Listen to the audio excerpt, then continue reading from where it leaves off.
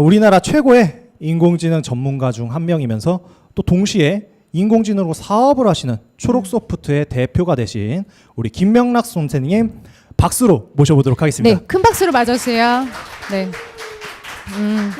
네. 들리는 소문에 의하면 사실은 대충 설렁설렁 쓰셨다고 며칠 뭐 하룻밤 만에 쓰셨다는 얘기도 있고 사실입니까? 저는 이제 어떤 일을 하려고 할 때 항상 어떻게 하냐면 주변에 이렇게 막 동네방네 내가 이런 걸 하겠소라고 호언장담을 일단 해놓습니다. 그러면은 그걸 안 지키면 제가 부끄럽기 때문에 결국 지키게 되거든요. 이 책도 제가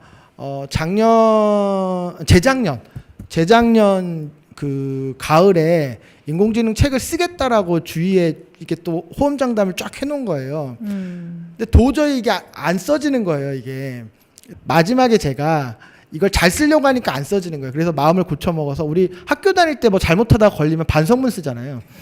그러면 이제 한 10장 쓰고 집에 가는 거면 막 그 분량을 채우기 위해서 막 쓰잖아요. 그런 마음으로 쓰니까 써지더라고요.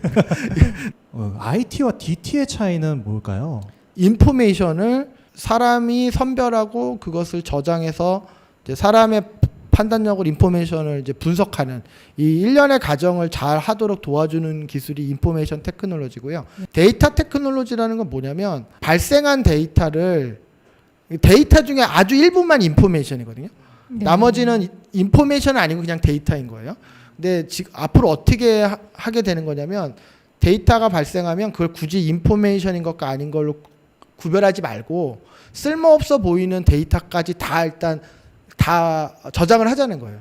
이게 바로 빅데이터입니다. 그러니까 걸러지지 않은 그냥 전체 데이터, 올 데이터, 이게 빅데이터인데 이 빅데이터를 인간의 판단력이 아니라 인공지능을 이용해서 어떤 패턴을 찾거나 어떤 걸 예측하거나 분석하는 이런 일을 해보자라는 거고요. 이렇게 하는데 도움이 되는 기술을 총칭해서 데이터 테크놀로지라고 하고 이게 바로 4차 산업혁명입니다. 여러분들 근데 머신러닝과 딥러닝의 차이점이 뭔지 아세요? 머신러닝 기법은 이제 대략 100가지 정도가 있어요.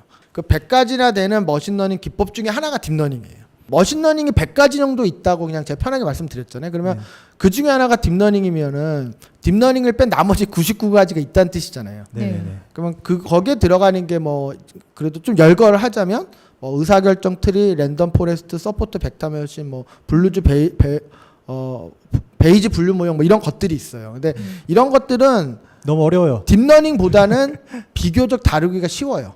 그러니까 인력도 좀 덜 들어가고 시간도 좀 덜 들어가고 비용도 덜 들어가고 그렇습니다. 근데 딥러닝은 비용이 많이 들어가요. 이걸로 결과를 내려면 좀 사람도 많이 필요하고 시간도 많이 들고 딥러닝은 소 잡는 칼이고 딥러닝이 아닌 나머지 머신러닝은 닭 잡는 칼이다. 이렇게 보시면 돼요. 그래서 간단한 일은 그냥 닭 잡는 칼로 해결하셔도 되고 항소를 잡아야 된다. 그럴 때는 시간과 비용과 인력을 다소 투입해서 이제 딥러닝을 쓸 필요가 있는 거죠.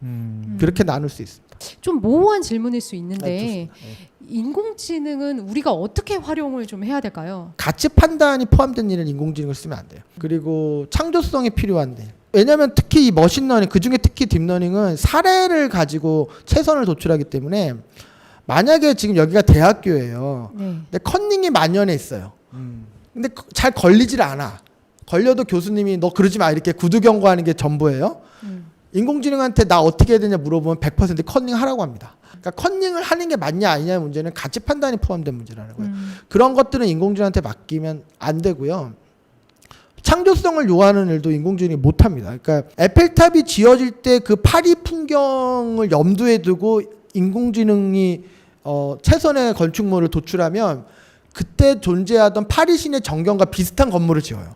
사례 기반으로 하니까. 사례 기반으로 얘기하기 때문에. 근데 예술가들이 그냥 그게 최선이라고 만들어버린 거예요. 그러니까 이런 일을 하는 사람은 이제 살아남는 거고 이런 일이 필요한 일은 인공지능을 하면 안 되는 거예요. 근데 이제 뒤집어서 얘기하면 가치 판단도 필요 없고 창조성도 필요 없고 그냥 데이터만 보고 뭔가 하면 되는 일들은 인공지능이 다 할 수 있어요. 안 그래도 취업하기 어려운데 인공지능이 우리 일자리까지 뺐으면 더 취업하기 어렵지 않나 이렇게 얘기하시는데 그게 아니고요. 어떤 직업은 인공지능 시대 때 유망하고 어떤 직업은 유망하지 않고 이렇게 직업 단위로 나눠지는 게 아니고 똑같은 직업을 가지고 계셔도 인공지능이 잘하는 일만 골라서 하시는 분들은 도태되는 거고 네. 인공지능이 못하는 일을 많이 하시는 분들은 더 몸값이 비싸지는 거예요.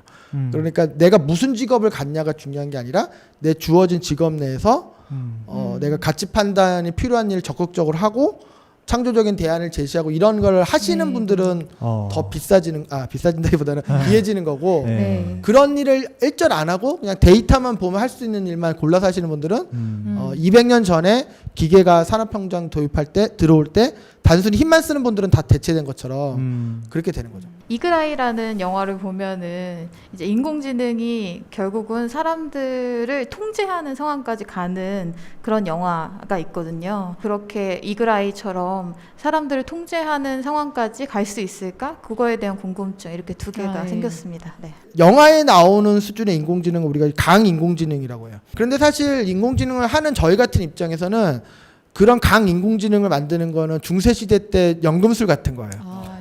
안 될 거예요. 그러니까 결국 금을 못 만들어낸 것처럼 자유의지를 가지고 있는 인공지능을 만드는 거는 이제 여러 기술적인 난제 때문에 결국 되지는 않는데 우리가 금을 만들려고 노력하는 과정에서 인류에 도움이 되는 물질을 만들어내기도 했지만 환경을 파괴하는 물질도 만들어낸 것처럼 네. 강한 인공지능을 만들려고 노력하는 과정에서 그런 일들이 좀 벌어질 겁니다. 왜 그 안 된다고 이렇게 확신을 가지실 수 있을 걸까요? 우리는 타이머를 안고 태어났기 때문에 그게 사실은 축복인 거거든요. 인간은 결혼을 뭐 아무리 부지런히 해도 뭐 여러 번 하긴 힘들잖아요. 그러니까 결국은 뭐 고민을 많이 하게 되고 뭐 후회하는 분도 있고 하지만 그게 인생인 거죠. 인공지능이 강인공지능이 될 수 없는 이유가 그러니까 걔는 존재가 유한한 애가 아니기 때문에 우리가 그럴 필요를 못 느끼는군요. 그러니까 우리가 존재가 유한하기 때문에 진화론적으로 갖춘 능력을 못 가지고 있다는 얘기죠. 200년 전에 기계 장치가 인간이 힘쓰는 걸 대체하기 전에는 그 이전에는 힘을 잘 쓰는 사람이 힘을 못 쓰는 사람보다 더 앞선 위치에 있었는데 그냥 단순히 힘쓰는 걸 기계가 대체해주면서 사람들은 이제 힘쓰는 거가 아닌 뭔가 좀 대안을 제시하고 문제를 해결하고 이런 것들을 더 하게 된 거잖아요. 그럼 마찬가지로 지금은 뭐냐면 그냥 데이터를 가지고 뭔가를 패턴을 찾고 하는 이런 하등한 일은 이제 인공지능이 하는 거고 그렇게 해서 세이브된 시간만큼 인간은 더 고차원적인 일에 시간을 많이 쓰죠. 네, 네, 네. 우리 청년들에게도 인공지능은 새로운 분야이고 도전해 볼 네, 네, 분야인데 그렇죠. 네. 청년들이 이 분야에 대해서 취업을 한다거나 창업을 꿈꾸는 분들이 있다면 어떤 조언을 해주고 싶은지 궁금합니다. 인공지능 공급이 이미 넘칩니다.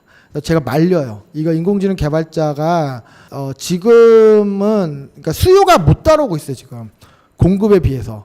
그래서 제가 이제 젊은 친구들한테 얘기하는 거는 자기 전문 분야가 있는 상태에서 인공지능을 잘 다루는 사람이 돼야 되는 거예요.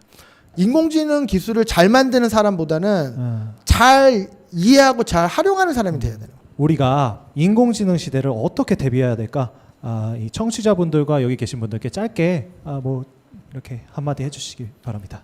제가 이 책에서도 그 얘기를 했는데 우리가 20년 전에 인터넷 기술이 막 도입될 때 뭐 엄청난 두려움도 있었고 인터넷 기술을 다 알아야 된다고 오해됐잖아요. 근데 지금 와서 보니까 뭐 이메일 주고받고 인터넷 뭐 웹서핑 하시는데 아무 문제 없듯이 뭐 인터넷 배우려고 학원 다니지 않잖아요 지금. 우리가 10년 전에 스마트폰이 나왔을 때도 기억 더듬어 보시면 스마트폰 사용법을 가르쳐주는 학원들이 있었어요. 그리고 스마트폰을 다루는 걸 알려주는 책들이 있었고 근데 지금 와서 보면 뭐 그냥 쓰다 보면 익숙해지고 이렇게 되는 거잖아요. 맞아요. 인공지능도 그렇게 돼요 앞으로. 우리가 인터넷을 날 잡아서 공부한 게 아니듯이 스마트폰을 뭐 머리띠 이렇게 메고 막 공부한 게 아니잖아요. 그냥 쓰다 보니까 익숙해진 것처럼 이것도 그렇다는 겁니다. 그래서 인공지능도 스마트폰도 보면 뭐 그거를 기술을 다루는 사람들은 따로 있잖아요. 근데 이걸 이용하는 입장에서 이걸 뭘 할 수 있는지 먼저 고민한 분들이 사업적인 기회를 잡은 것처럼 인공지능도 마찬가지로 10년 정도 지나면 좋든 싫든 다 이용하고 있어요. 우리가 인터넷을 좋든 싫든 다 이용하고 있듯이 결국은 그렇게 되는데 그걸 남들보다 1, 2년 먼저 하시면 그만큼 기회가 있는 거예요. 인공지능과의 소개팅 재미있으셨나요? 네, 어떠셨나요? 지금까지 안녕 ACT였습니다. 감사합니다. 네, 여러분 다음에 또 봐요. 같이 다음에 또 해주겠어요? 봐요. 안녕. 안녕. 또 봐요.